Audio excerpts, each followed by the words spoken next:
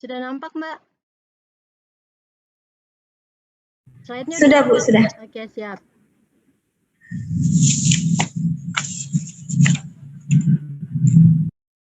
Ya, tentu konsep. Suaranya, Bu. Suaranya. Tes 1 2. Sudah ya? Kedengaran? Iya, jelas. Ya, konsep gender ini kan sudah disampaikan bahwa di mana ada konsep yang menghubungkan sistem peranan hubungan antara laki dan perempuan. Suaranya kecil itu, Bu. Tes, bentar ya.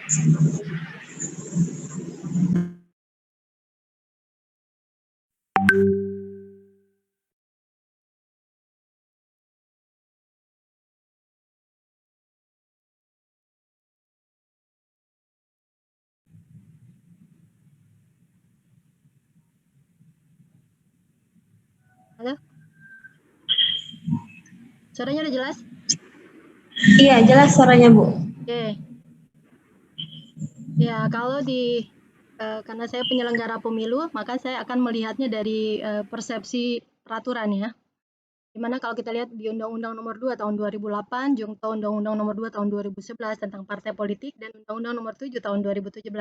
Kalau kita lihat memang di sini ada beberapa klausul ya, ada 4 klausul yang harus menyertakan 30% keterwakilan perempuan, baik dari segi pendirian maupun pendirian pembentukan partai politik itu sendiri, kemudian kepengurusan dari partai politik di tingkatan pusat sampai provinsi dan kabupaten kota. Di situ ada 30% dan ada mewajibkan di mana harus tercantum seleksi secara kaderisasi dan dicantumkan dalam AD dan ART mereka dengan mempertimbangkan ini paling sedikit 30% keterwakilan perempuan. Meskipun tadi sudah disampaikan oleh Mbak Desi bahwasanya memang keterwakilan perempuan ini masih baik di Undang-Undang Partai Politik dan di Undang-Undang Pemilu, misalnya Undang-Undang Penyelenggara Pemilu ini belum mengatur secara lugas ya bahwa mewajibkan perempuan untuk masuk di dalam partai politik maupun juga di penyelenggara pemilu dan juga di legislasi. Baru kata klausul nomenklatur. Nomenklatur memperhatikan. Nah, kata memperhatikan seringkali memang tidak menjadi hal yang penting dan diutamakan ya. Tetapi memang kondisi, kalau kita lihat lagi tadi apa yang disampaikan oleh Mbak Tati bahwa jelas bahwa ketertarikan perempuan di dunia politik ini masih juga sangat minim. Kalau diwajibkan berarti situ memang tentu kesiapan perempuan menjadi hal yang utama. Kemudian kalau kita lihat ya, tadi juga sudah disampaikan bahwa keterpilihan perempuan di DPR RI ini terus mengalami peningkatan tetapi masih sangat minim, tidak sampai mencapai dengan 30% sesuai dengan target keterpenuhan 30%. Kemudian kalau kita lihat di studi Puskapol UI ini ada 118 anggota DPR ini perempuan itu 41%-nya itu berasal dari dinasti politik yang memiliki hubungan kekerabatan dengan elit politik. Jadi bukan tumbuh dari bawah tadi yang sudah disampaikan oleh Mbak Desi. Misalnya saja jumlahnya ini DPR RI jumlah perempuannya 2.563, kemudian DPD RI 152 tahun pemilu tahun 2019. Tentu pemilu tahun 2019 ini lebih besar dari pemilu sebelumnya. Kalau kita lihat misalnya di DPRD DKI Jakarta dari 106 kursi di 10 dapil ini caleg perempuannya 1.615, yang terpilih 23, ini memang sudah 21,7%, lebih besar dari angka nasional 20,5%. Kemudian kalau kita lihat sebenarnya bahwa SDM partai politik itu harapannya sebenarnya ada pencapaian nilai tambah atau added value, di mana partai politik itu ya kita berupaya karena sebagai organisasi publik juga dia harusnya secara internasional itu harus bisa mencapai dan menggunakan pemilihan langsung rakyat berdaulat, di mana fokusnya pada pelayanan publik atau yang disebut dengan good corporate governance. Kemudian wacananya tentu bahwa kita partai politik bagian dari pelayanan publik juga ada yang namanya tangible, reliability, kemudian ada proaktif, assurance, empati, kemudian efisien, berkeadilan. Nah ini komitmennya adalah transparan, akuntabilitas, responsibilitasnya, independensinya, keadilannya, kepemimpinannya. Kemudian tentu dari tujuan organisasi partai politik itu sendiri adalah bagaimana melihat inputnya, kemudian prosesnya, dan output dari kualitas hasil, kualitas jasa layanan, dan kepuasan pelanggan. Tentu ini berakibat dengan bagaimana tingkat keterpilihan partai politik di masyarakat.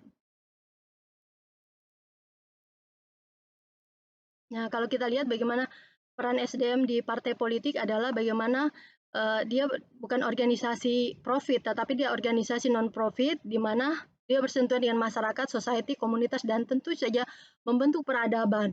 Dia sangat menentukan kualitas negara bangsa, karena kita tahu sendiri bahwa partai politik ini menjadi salah satu ujung tombak menghasilkan kaderisasi kepemimpinan.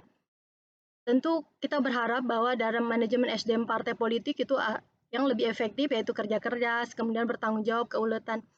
Nah, kalau kita lihat masa lalunya, keterwakilan parpol ini dipandang bukan merupakan aset potensial. Tentu kita berharap ada di masa depan, ada desain sendiri di mana partai politik menjadi bagian penting untuk membentuk peradaban di Indonesia. Tujuan partai politik itu sendiri kan dalam Undang-Undang 2 2008, kemudian dirubahnya di Undang-Undang 2 tahun 2011, itu bagaimana secara umum mewujudkan cita-cita nasional, kemudian mengembangkan kehidupan demokrasi, kemudian menjaga dan memelihara keutuhan NKRI, jadi jangan sampai membuat perpecah belah, kemudian mewujudkan keseratan bagi seluruh rakyat Indonesia, secara khususnya partai politik ini meningkatkan partisipasi politik dan anggota masyarakat, penyelenggara dan kegiatan politik dan pemerintahan, kemudian memperjuangkan cita-cita partai politik dalam kehidupan bermasyarakat, berbangsa dan bernegara, kemudian membangun etika dan budaya politik dalam kehidupan bermasyarakat, berbangsa dan bernegara. Nah, membangun budaya ini adalah bagian membangun peradaban. Yang kita tahu sendiri bagaimana peradaban dalam pemilihan maupun pemilu saat ini terjadi di Indonesia.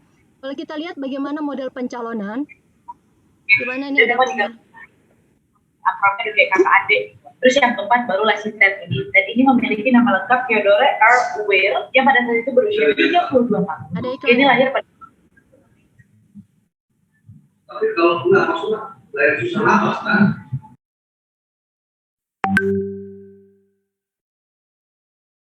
Saya lanjut ya. Bagaimana kalau kita lihat model pencalonan ya. Nah, ini data dari Puskapol UI, di mana datanya memperlihatkan bahwa sebenarnya ada relevansi nomor urut dengan keterpilihan calon. Kalau kita lihat ini sangat besar ya, di mana pemilu 2009 64,96% itu nomor urut 1 terpilihannya. Kemudian di pemilu 2014 itu ada 62%.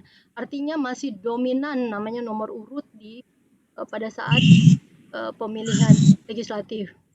Nah, kalau kita lihat bahwa belum terpenuhi keterpenuhan 30% perwakilan perempuan, itu antara lain yang pertama tadi sudah disampaikan bahwa sebenarnya harus ada ketertarikan perempuan, jadi internal perempuan itu sendiri, kemudian kompetensinya tentu harus selalu diasah dengan melalui kaderisasi, kemudian bagaimana membangun visi misi, program, dan tentu ketahanan perempuan menjadi yang penting.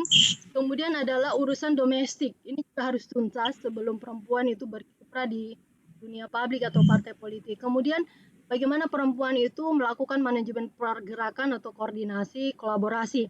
Karena secara eksternalnya ini tadi nomor urut, karena 60% ditentukan oleh nomor urut, tentu perempuan harus merebut urutan-urutan yang strategis.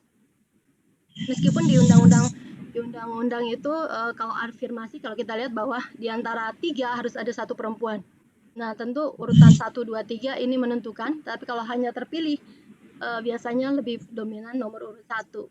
Kemudian tentu sistem penentuan suara terbanyak. Nah, kalau kita lihat sistem penentuan suara terbanyak yang sekarang dianut pemilu 2014 dan 2019 ini memang kita melihat bahwa perempuan ini terjun bebas, sekadar memenuhi keterwakilan tadi, keterwakilan perempuan, tetapi pada saat pelaksanaannya benar-benar terjun bebas, karena secara internal mereka bersaing, secara eksternal pun mereka bersaing.